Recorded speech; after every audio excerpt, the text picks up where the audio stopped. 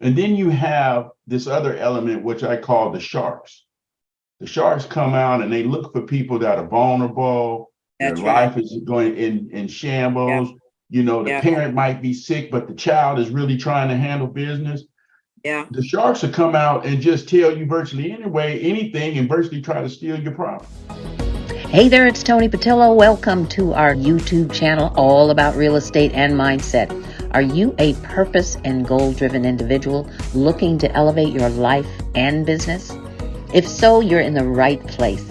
Join me as I introduce new real estate and mindset trends, feature guests and thought leaders from all aspects of the industry, and bringing you the latest insights to help you achieve your goals. This channel is all about you. So let's get started. Thank you so much for joining me. And I want to let everybody know just who you are. Juan Michael Sr. is the official name. Juan Michael is an exceptional real estate professional specializing in multifamily. Now, the thing that I love about that, let me just keep going. With a career spanning since 2005, he has garnered extensive experience in the industry. In 2010, he joined Keller Williams, with me, I might add. That was cool. Keller Williams, Santa Monica, where he had the privilege of working alongside with me. At the time, I was really known as a renowned short sale specialist. So Juan jumped right in with me. He immersed himself in the distressed property market and gained valuable insights into serving a diverse range of clients. In 2012, Juan made a strategic move to Skyway Realty, driven by the desire to be mentored by Mark Alston, a well-established broker. And this transition provided him with a unique opportunity to not only enhance his skills, but to also gain extensive experience in REOs. REOs are real estate owned properties by the bank. These are foreclosures. At Skyway Realty, Juan worked diligently to connect with the community he serves and made his mission to assist the African-American community in its recovery from the economic breakdown and downturn. Juan is recognized as a top producer at Keller Williams, Inglewood, having achieved his prestigious title in both 2017 and 2018. His commitment to excellence and his unwavering work ethic have propelled him to deliver exceptional results for his clients. With a strong financing and investment background, Juan offers his clients a comprehensive solution to their multi-family investment needs. He assists investors in identifying suitable properties, conducting thorough due diligence, overseeing rehabilitation projects, and effectively listing the finished projects. And then with Juan's expertise and dedication to ensure that his clients maximize their returns in the competitive multifamily market. Distressed homeowners seeking guidance in the multifamily sector can rely on Juan's patience and informative approach. He provides a step-by-step process, equipping clients with the information needed to make well-informed decisions. If a short sale is the best course of action, Juan expertly lists the property and diligently works to secure a successful sale, allowing homeowners to move forward in a dignified manner. For buyers in search of their ideal multifamily property, Juan takes the time to understand their qualifications, their preferences, and their unique requirements. He assists clients in finding properties that align with their investment goals and guides them through the entire purchasing process. Sellers of multifamily properties benefit from Juan's in-depth knowledge and strategic marketing approach. He conducts thorough consultations to understand their expectations and provides accurate property valuations. Juan leverages his expertise to effectively market multifamily properties, maximizing exposure to potential buyers. Juan Michael's extensive experience, top producer status, and dedication to his clients make him the ultimate choice for anyone seeking multifamily real estate. Wow. Whether clients or investors, distressed homeowners, buyers, or sellers, Juan's commitment to delivering the highest level of service ensures that their multifamily real estate goals are met with integrity and success. So I would say that is a pretty extensive and brilliant overview of your background. And Well, I thank you, know Toni. I know this for a fact because I've had the pleasure, the opportunity, and the blessing to have worked with you over the years. Thank you. So Thank I'm really excited to have you here because we got a lot to catch up on. We do. We do. We got a lot to catch up on. So what do you think? What do you think? Where are we at right now? You know, we came from, you and I both, we came out of the 2005, I would say 2006 and beyond up to like 2013, where the market was very, very volatile. And Yes. we Yes. got through that space. And here we are in another shifting market. And I want you to share with us what your experience has been and when it started to shift, in your opinion. In the current market, what I saw was during the early parts of COVID, people were afraid to know that, they didn't know what the market was going to do. They didn't really know how it was going to affect real estate. We did a couple of smaller fix and flips in 2020. One we were in the process of doing in February, and another one we finished right around August or September. The problem that all of the investors were having is they felt that the market was going to crash, and they really were trying to get out of their investments as fast as possible. What we realized is that the market was dealt with based on economics. We felt that if you had a job where your career paid you above 150, 160, we felt you would continue to work and you would be able to earn during COVID. Whereas if your income was, say, 80,000 or less, you would be seriously impacted. You probably get laid off, deferred, your income would virtually stop. So that market base was really hit hard. Yeah. What we found is that I know in February we had a flip on 64th and St. Andrews. That house was a 3-bedroom, 2-bath, 1,200 square feet. We were able to get 710 for that property. Matter of fact, the guy that owns Earl's Grill on Crenshaw Bar, he really loved the kitchen. Then there was another house on 78th and Dinker. Yes. Did a remodel. That's 1,500 square feet. That one we also got 710. So we were finding that between Normandy and Western, in prime first year COVID, we were still getting max $700,000. So that was something that we felt that the values based on the income was stable.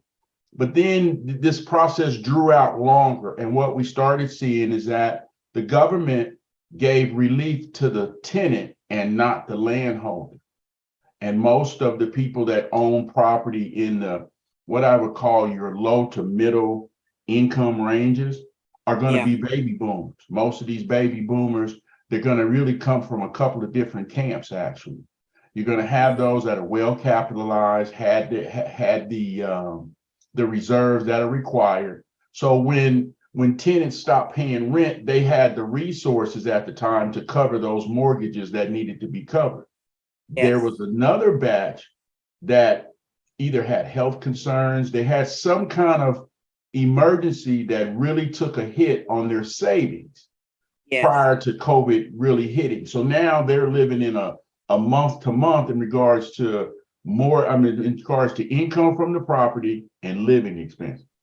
So it became a struggle for them. A lot of them maybe missed a payment or two, weren't able to cover a payment. So that group is really in distress right now. They really have a problem managing. Now, the bank is not going to just walk up and take their property. They'll probably let them keep the property, but they're going to have credit hits. They're going to have issues with the property debt servicing. So the likelihood of them just going and getting a refinance and fixing it, that shows up as a problem. They're not going to really be able finance themselves out of it. So that's kind of where we are as a result of 3 years of people not having to pay rent. Yeah. Well, not only did you have people who were, you had the tenants who were getting, they were getting pardoned, if you would, for those that were not paying their rent. And Mhm, so mhm. there was no way to evict those people. Not at all. There was also no way to, like what they did offer some of the landlords as an opportunity to get a forbearance. Mhm. And those forbearances only last so long, but when they end, they want their money in Right now. full. Yeah, it's not about putting it on the back end and then you can resume your payments. No, they want everything up front. And in Mhm, many mhm. cases, if you have tenants that are not paying and they're being told, and a lot of the tenants were working the system. Some of Yes. them had the ability to continue to pay their rent, but they didn't. Another thing that we saw was and this kind of affects the economy as a whole, and we're Mhm. still experiencing this, where the unemployment that was made available to many, many people, it shut down the labor force because people Completely. were making more money on unemployment than they were with their job. And then you had, Mhm. and then as these months have continued to go by, you find industries that are having these labor shortages. Okay. And ultimately, I don't know. It's been an interesting, it's been an interesting hot mess. But this makes for To say the least. the beginnings of a distressed market. Okay. We're definitely in it's very interesting because it really depends on the neighborhoods and Yeah. the part of town. All of these things are, even on the west side of here in Los Angeles, near the ocean, those values are not dropping. You might find some stagnant activity, but don't forget, we had this one other thing that took place here within the last year, and that was the interest rates. The Mhm. interest rates shot up. It did. Now it's impacting, as you would say, the investor, Mhm. because going after and doing any kind of investment flipping and Mhm. or redevelopment or rehabbing, now you've got materials that have gone up in price. Mhm. Now you've got interest rates that have gone up. Mhm. And now you have very little inventory that makes sense, that doesn't pencil, right? Exactly. So how do we get through this, Juan? How are we going to get through this? I mean, here's the thing. Here's what I think.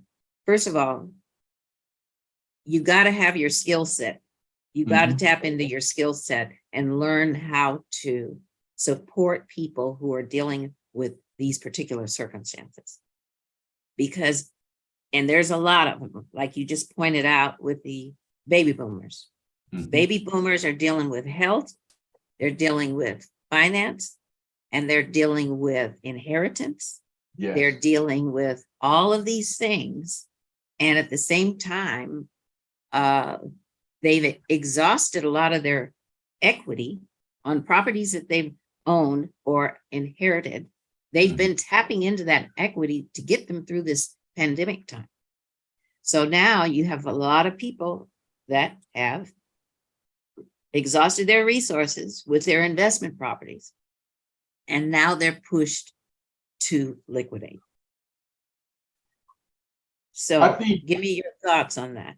I think what we're in right now is a market that looks very similar to 2008, 2009, where values are coming down. It's not necessarily the value of the properties coming down in regards to multifamily. It's more Yep. of the affordability and does the property debt service itself. Right Mhm. now, Yeah. most of those properties, when a person sets up a property for long-term income, they're more than likely not going to have maxed out rents. They want to have stable rents where their tenants don't feel the need to move and the money becomes stable.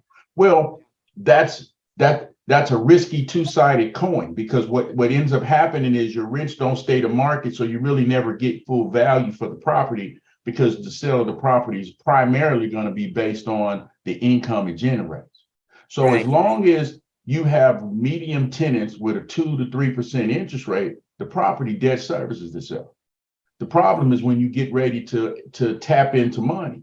You have people here that may have, 20, 30% in equity exposure. They got 80% equity, but can't tap into it because one, of their age, they don't have income.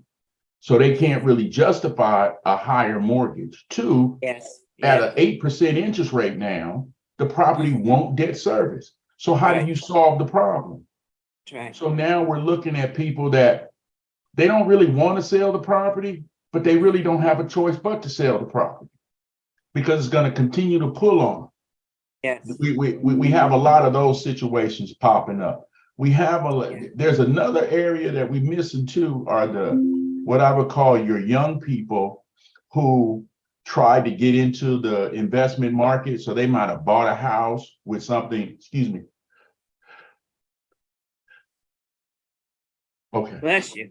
Thank you. They may have bought a house and had units in the back and ended up having raggedy tenants. So now they're trying to figure out, can they really afford the property now? Because everybody's going to take these credit hits. So how do we access access funds to financially restabilize? That's where our problem comes. Our problem is the interest rates are higher. The property won't debt service itself. So either they're going to have to get rid of the property or figure out a mechanism to keep their income, but not have the property. And it's really bad because without COVID, most of them would still be in a position where their property could feed them and pay for their life for the next 10, 15 years. Sure. They're just in a situation where a lot don't know how. And then you have this other element, which I call the sharks. The sharks come out and they look for people that are vulnerable. Their life is going in shambles. The parent might be sick, but the child is really trying to handle business. The sharks will come out and just tell you virtually anything and virtually try to steal your property. You have to have somebody that you can trust to guide you through the process, and don't allow a person that is operating from a space of they just want the deal, they just want the money and the advantage. They have no ethical need to care about whatever your situation is. And that makes seniors very vulnerable in this space, because most of our laws as it pertains to fair and equal rights in real estate are primarily in place for 1 to 4 units. So if you have a 5 unit or a 6 unit, you out here on your own. There are no laws that protect you. We still have redlining in 5, 6, and 7 units that we wouldn't have because of the fair housing laws in 1 to 4. So you have seniors that are exposed now to shoddy negotiations because they have a 5 unit or they have a 6 unit. They're not protected like a 1 to 4 unit. So you have a lot of weird situations going on that I think the industry needs people that understand short sales, that understand how to deal with wholesalers, that understand how to market properties that have distressed situations like deferred maintenance, low rents, maybe some hostile tenants. You need to find people that know how to deal in that environment. It definitely requires a very specific skill set. To deal with these distressed circumstances. And we're seeing, and we will continue to see, because there are millions and millions and millions of baby boomers. And these boomers are in that category of, being super vulnerable as well. And, if you are having these kinds of scenarios, it is critical that you tap in and find yourself a professional that absolutely specializes in this space. Mhm. And that's because you got to navigate through this. It's not just one little simple thing. You got to navigate through. And this is one of the reasons why I'm so passionate about the 50 plus market, Mm. because these people need help. And, you know, I've been working with the 50 plus market, the seniors. Now, I want to say at least, what is this, 2023? Mhm. At least since, I want to say 2013 heavily, because 2013 is when I was 1 year behind. My mom passed in 2011, and then my brother took ill, and he made his transition in 2017. But I started teaching SRES, the Senior Real Estate Designation course for the National Mhm. Association of Realtors. I started teaching that in I want to say it was 2013. And I was experiencing it personally, dealing with all of the different dynamics that happen with older adults and Mm. their kids and their properties and their businesses. I've seen people who had not just multifamily real estate, but they also had commercial real estate. They have businesses. They had little Mhm. mini Mhm. malls, the mom and pop operations that are in the community, and they're owned by a family and, a small business owner, right? Yes. They got hit super hard with the pandemic. Everybody got affected by it one way or the other. Mhm. Mhm. But the thing is that everybody needed help. They need help. They need help to get through it, because it's enough to work your last nerve for sure, and to stress you out on a high level because of all the different dynamics. So you'll hear me talk about mindset.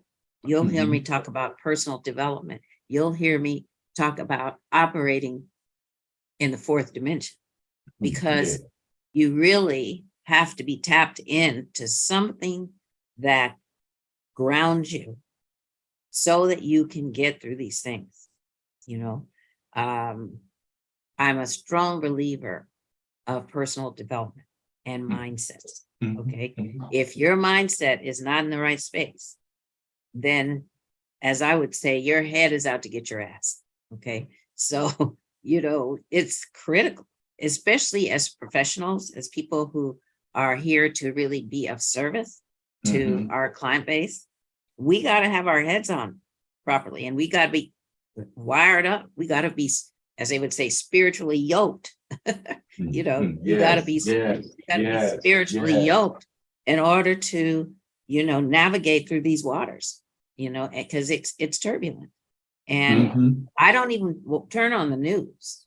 You I either? don't turn on the news. It's like, no, I don't no, do news. I don't do news. I I don't can't do do news. news because it's just too toxic. It's so toxic.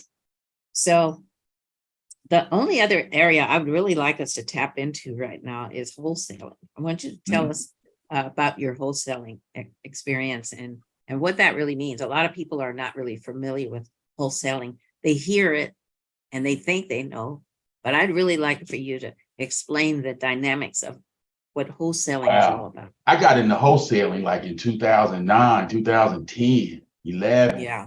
when it really wasn't wholesaling. And then what happens is most of the That was like wholesalers, double escrows. yes, but see, it was weird because most wholesalers didn't have a real estate license then.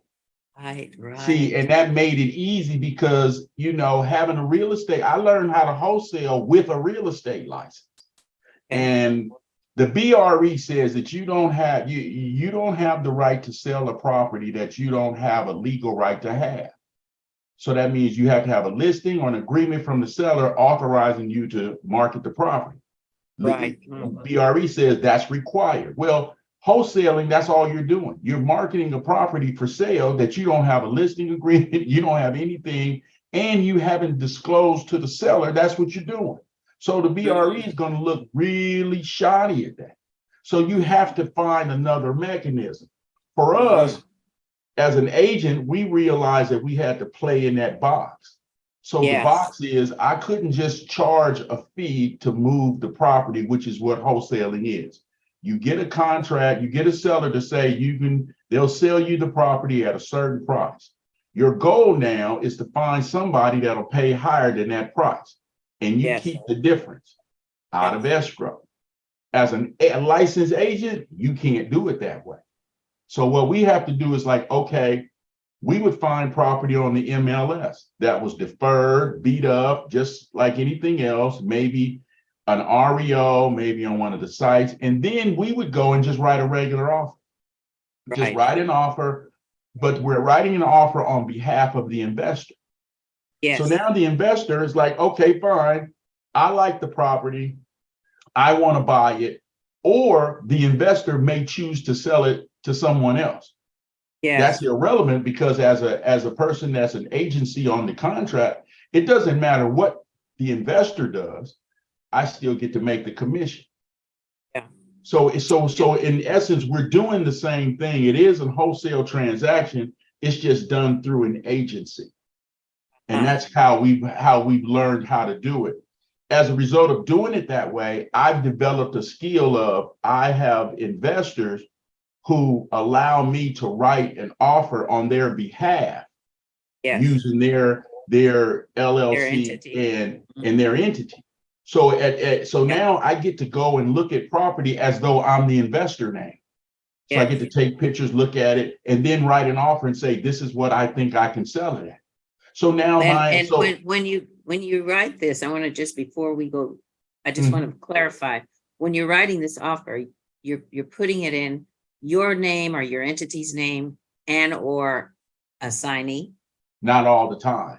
In early days, REO companies would, once they saw and or assignee, they would kick it out of escrow immediately, because in their mind, you're selling to some other person. Yes, and that would happen with the short sales, by the way.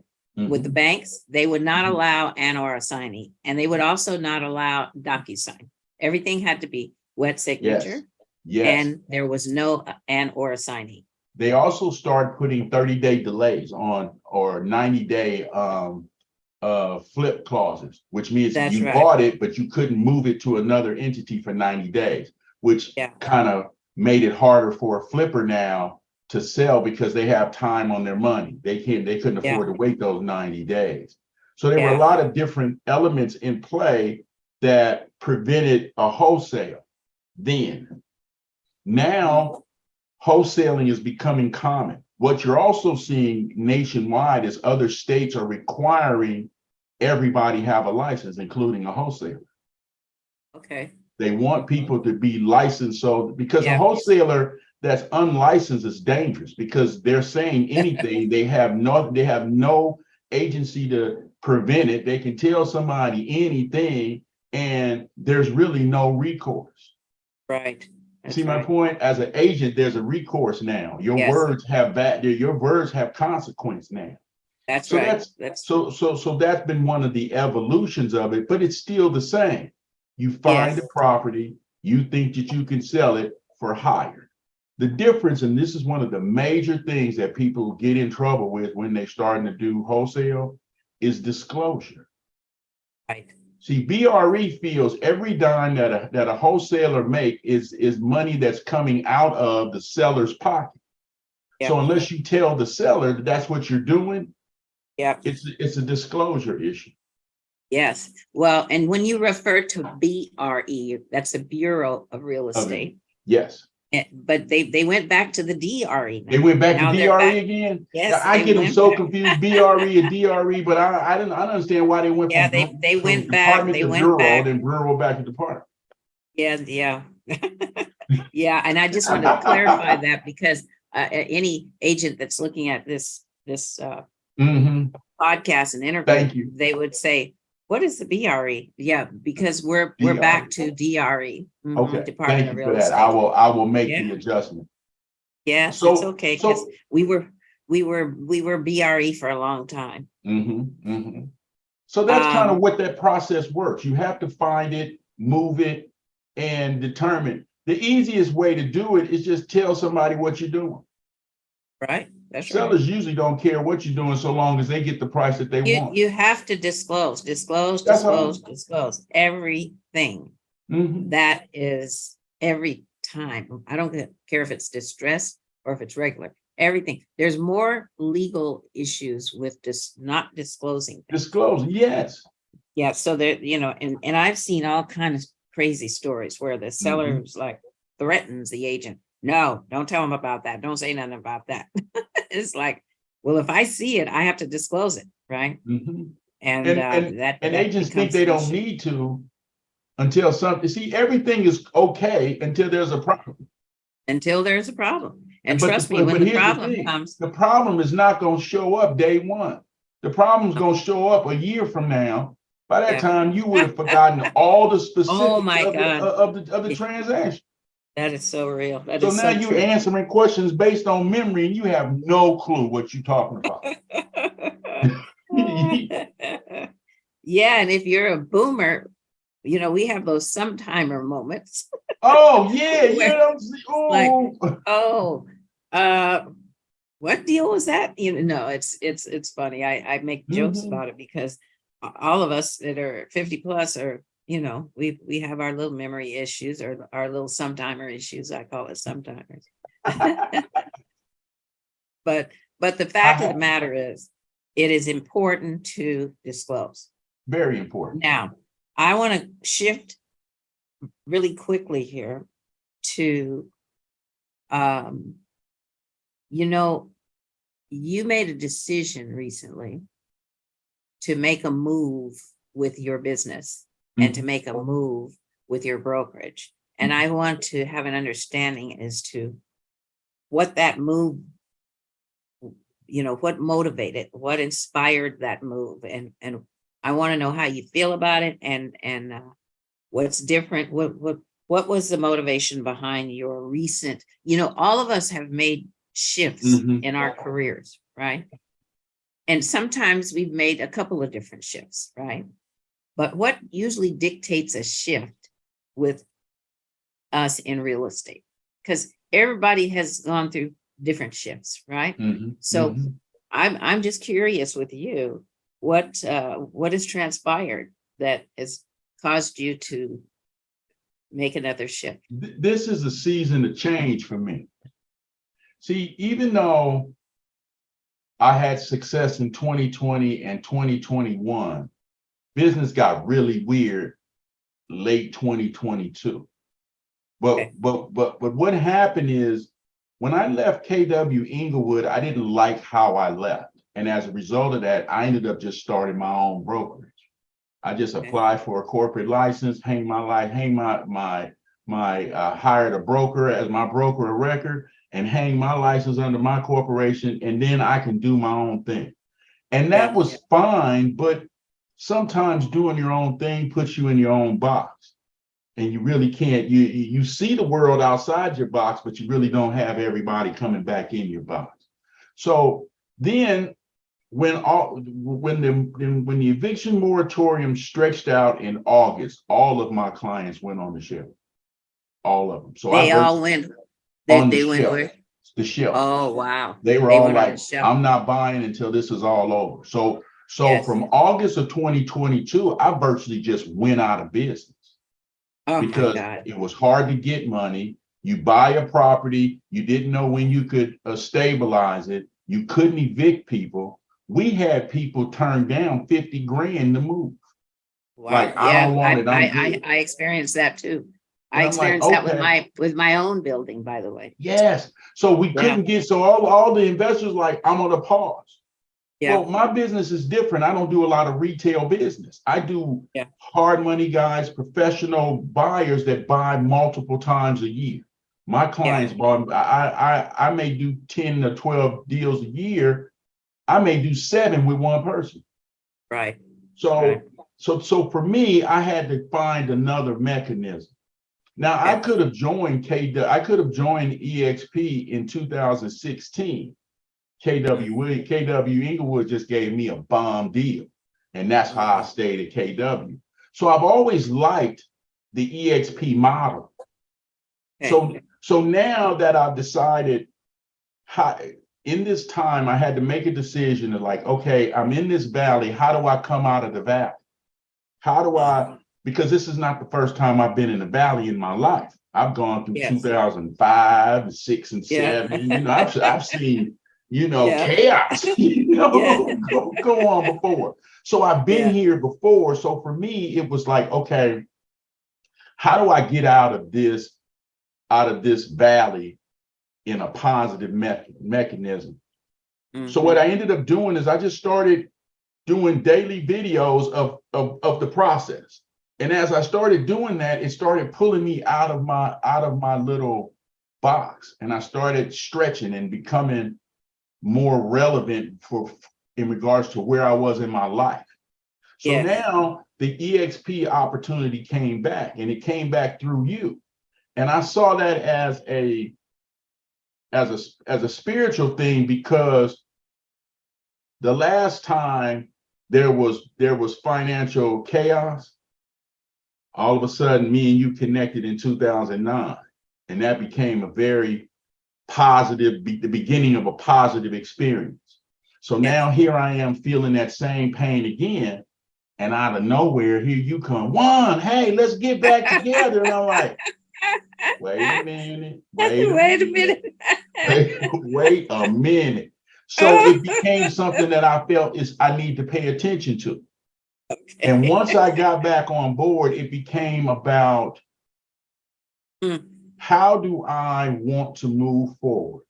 And it was no longer about me moving forward where I have to bang real estate every day, that I have to beat up the market. I wanted to be in a position where I can teach, mentor, and build and still earn a long-term living. That's right. And that's that's why this made more sense, because now I didn't have to sit in the negativity that existed in my mind about whatever was going through in my life, that I could now focus on a direction, a way of doing business, a mindset to teach people that don't know real estate like me, that I can now be a mentor to people. So now it's not all about my pocket now. It's about how can I leave some kind of mark on society with respect to people and their lives being better as a result of some information that I was able to share with you. Right. That's so it changed. I'm just in a different space, and I didn't feel like thinking about it so much, so I just went with it. Yeah. You know, I just came up with another idea for you. Okay. Because, you know, the truth is you have a lot of experience, and you have some very specific experience in the multifamily space and in the wholesaling space. And there's going to be a lot of people who could benefit from your knowledge. Okay. Now, I would encourage you, because we have a fabulous platform here with EXP. And the thing that I love most is the collaboration. And you've had the opportunity to meet a couple of those folks and that we collaborate with. And we collaborate with people all across the world. We are a global-based company. I like that. Cloud-based, global. So we have colleagues and partners. We're all partners. That's the other thing that's different about this platform. We're all partners with each other. We're in business together now. We're shareholders, literally. And you could be a certified mentor within EXP.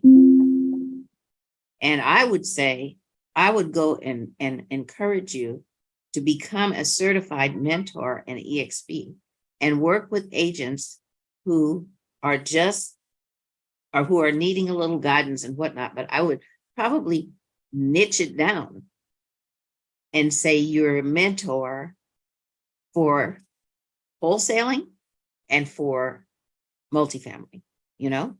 Okay. And that way, when our broker division gets, and our mentorship program gets inquiries, if they know what you do, then they're going to think of you. You'll be first top of mind. When somebody comes and says, yeah, they sign up for, and they need a mentor, you know, if you haven't done a certain number of deals, they're going to assign you to a mentor. And that helps to keep this whole environment moving and in production. So that's a powerful thing about our space here and our platform, is that Okay. those of us who have been around a long time, we get to empower those others. We get to mentor others. We get to teach others. This is the kind of environment that literally, this is where community, this is where transformation happens. When you have community, when you have a tribe, when you have, a culture, this is where transformation takes place, is in community. So, we're in an environment, and that's why the high level of collaboration is key. And everybody shares with everybody. There's no hierarchy here. We're all the same. We all started at the same place. We all have to, do the same things every day to maintain our well-being. And the truth is, when you have such high level of collaboration, I'm going to say this, I've said it before, I'm going to say it again, and people are going to get sick of me saying this, but proximity is the new currency. Proximity is the new currency. Who you surround yourself with is who you become. Who you surround yourself with, you become. So I'm super excited. And thank you for sharing your journey, and thank you for sharing how you made this shift and what's important to you today. And it's true, as we grow and as we age, things shift for us, things change. And so we have to be prepared to roll with that change and to flow with that change. And we're in a technical environment right now. Speaking of technical, I'm one of the first people out of the first 42 people in the world that got certified in AI as an agent, certification for agents. And I have to tell you, this AI thing is going nowhere. It's only this is like the hottest subject in our planet right now, is this AI thing. And if you don't think, AI to me is like when the internet hit. Remember when the first internet first hit? They called it the super highway. The super highway. They called it the super highway. And I thought, like, super highway, what is that? Next thing you know, here we go. Clunk, clunk along, but guess what? Look at us now. Okay? Everything moves on. Everything. You can't do anything without being online. Okay. Now, that is the same with AI. Eventually, everybody in every industry is going to be utilizing AI. And the key is to understand how to use it in a way to where it doesn't dehumanize and we don't become robotic, okay? Because we still have to master connectivity. We still have to master relationships, okay? Relationships are key. So yes, we have the tools with AI, but we have to train that AI to in other words, we have to humanize the AI because otherwise it becomes like, really robotic, and then it's impersonal and all that stuff. No. We start talking like computers and being computers and stop having our own, organic thoughts. What it does is it helps us to really manage our time better. And it also gives us the ability to spend more quality time with our clients and with our community. So we utilize the tool, just like we utilize this computer. It's the same thing. So when you see these things that are coming into our environment that are like life-changing things, you better get on board, because Otherwise, you're going to be left behind. So any of you agents that are watching, I highly encourage you to get AI certified so you can take your business, so your business doesn't get left behind. Okay. So your business doesn't get left behind. Now, there's a lot of people out there that are quite techie and they can keep up with all the stuff, right? But this AI thing is a whole nother ballgame. And it's revolutionizing. It's a game changer. It's a disruptor, as they would say, right? It really is. Just like our company, EXP, is a disruptor in the industry. And that's because of all the various things it offers an agent. For the first time, we have an environment and we have the ability to create an exit strategy. We have the ability to retire with dignity. We have the ability to make a lot more, to really build wealth in a way to where it's passive income, in addition to the commissions that we have. In addition, then we have stock. You have this, you have that, you have healthcare. Now we've got a well-rounded machine here that is really just a platform for us to do our thing. It's just a platform. And that's all we really want, is just a way to do it's business. It's a platform, but it's a very well-oiled platform that enables us to grow in multiple ways. You don't have to participate in the passive. You can just come and sell real estate and do your thing, but you have access to all these other things, right? AI, get your AI certification. It's important. So, with that being said, I just want to thank you. It's been a wild day. Do you have anything that you'd like to give us? Any parting words that would that you'd like to share with us? What I've learned in this journey of mine is about authenticity. Everybody has a talent. Everybody has something that they bring to the table, but we just have to learn how to be our authentic self, who we are, and be okay with that, and not necessarily feel the need to be someone that somebody else convinced us that we need to be, that we are okay.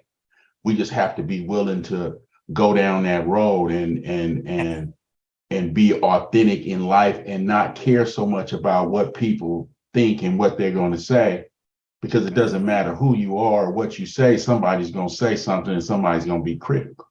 So that's the most important thing that I see that younger agents don't do. They're not necessarily authentic. They become this image that they put in their mind of what they think that they need to be.